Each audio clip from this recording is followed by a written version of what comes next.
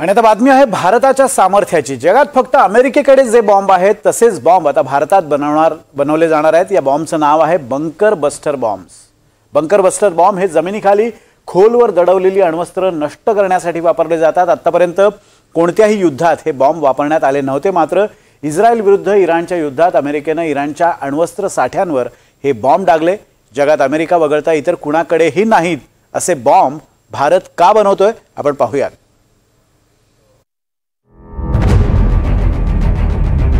भारत बनवतोय खतरनाक बॉम्ब, जमिनीच्या आत घुसून फुटणार।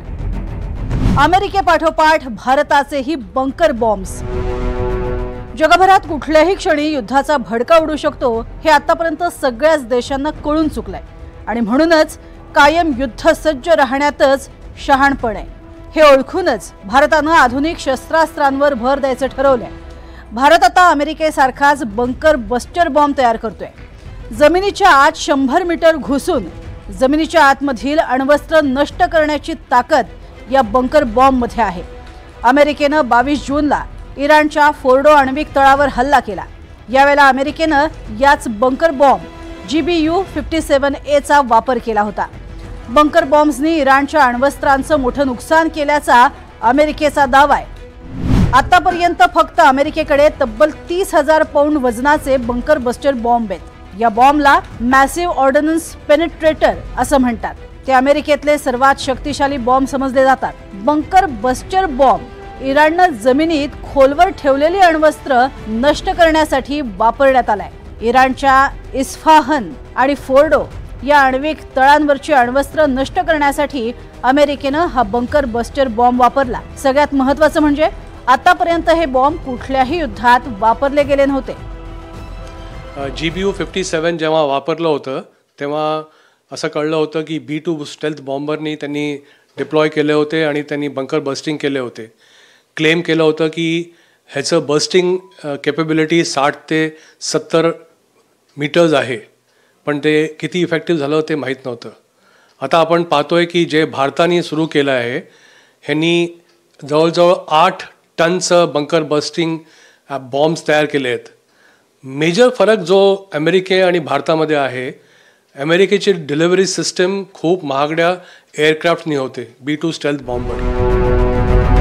भारत पाकिस्तान युद्धादरम्यान पाकिस्तानच्या अण्वस्त्र तळांजवळ भारतानं हल्ले केले होते आणि भारताच्या या आक्रमकपणामुळे नमतं घेत पाकिस्ताननं शस्त्रसंधीची भाषा सुरू केली होती। आता भविष्यात बंकर बस्टर बॉम्बही भारताच्या भात्यात असणार आहेत। भारताचं DRDO आता बंकर बस्टर बॉम्ब तयार करते।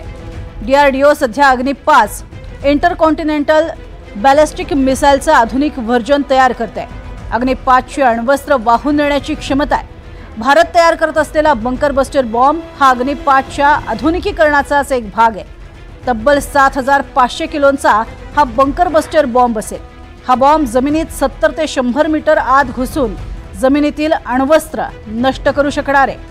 अमेरिकेच्या GBU-57A बॉम्बचा मारा करण्यासाठी महागड्या अशा बॉम्ब वर्षाव करणाऱ्या विमानांची गरज आहे। भारत मात्र हे बंकर बॉम्ब मिसाईलमधूनच लॉन्च करणार आहे। भारतानं असे बंकर बस्टर बॉम्ब तयार केल्यावर खर्चही कमी येईल आणि ग्लोबल वेपन मार्केटमध्ये भारताचं वजनही वाढणार आहे। भारताने ह्याच्या विरुद्ध आपल्या अग्नि 5 मिसाईलला मॉडिफाय केलं आहे किंवा करणार आहेत आणि 7.5 ते 8 टन लोडचा बंकर बस्टर बॉम्ब्स ते कॅरी करतील। डिलिव्हरी रिमोटली असेल, एकदा फायर केल्यानंतर प्रिसिजन गायडेड असेल। 2 ते 20 मॅक लेवलला हे बंकर बस्टर जातील आणि क्लेम केलं जातं आहे की 80 ते 100 मीटर हे डेप्थमध्ये करतील। तर एनिमीचे जे बंकर्स आहेत, एनिमीचे कमांड सेंटर्स आहेत, एनिमीचे मिसाईल सायलोज आहेत किंवा कम्युनिकेशन सेंटर्स जे अंडरग्राउंड डीपमध्ये त्यांनी केले आहेत किंवा न्यूक्लिअर इन्स्टॉलेशन्स असतील, ह्यांना कम्प्लिटली आपण डिस्ट्रॉय करू शकतो। भारत चीन आणि पाकिस्तान दोन्हीकडे पाहतो आहे आणि हे एक गेम चेंजर होणार आहे। भारताचे हे नवे बंकर बस्टर बॉम्ब्स पाकिस्तान आणि चीन विरोधात युद्ध सज्जतेसाठी अत्यंत महत्त्वाचे आहेत। कुठलाही देश त्याच्याकडची अण्वस्त्र हे शेकडो फूट जमिनीत खोल गाडून ठेवतो। युद्ध झालंच तर अण्वस्त्रांचं नुकसान होऊ नये, ती सुरक्षित राहावीत यासाठी ती जमिनीत गाडली जातात। इराण विरुद्ध इस्रायलच्या युद्धात या जमिनीत गाडलेल्या अण्वस्त्रांपर्यंत अमेरिकेनं हल्ला केला होता। युद्धाचं हे बदलतं स्वरूप पाहता भारतालाही पुढच्या काळात अत्याधुनिक युद्ध तंत्रज्ञान विकसित करावं लागणार आहे। त्यामुळेच घरात घुसून मारणारा हा नवा भारत आता जमिनीत आत शिरूनही मारणार आहे। Bureau report, NDTV Marathi, Mumbai.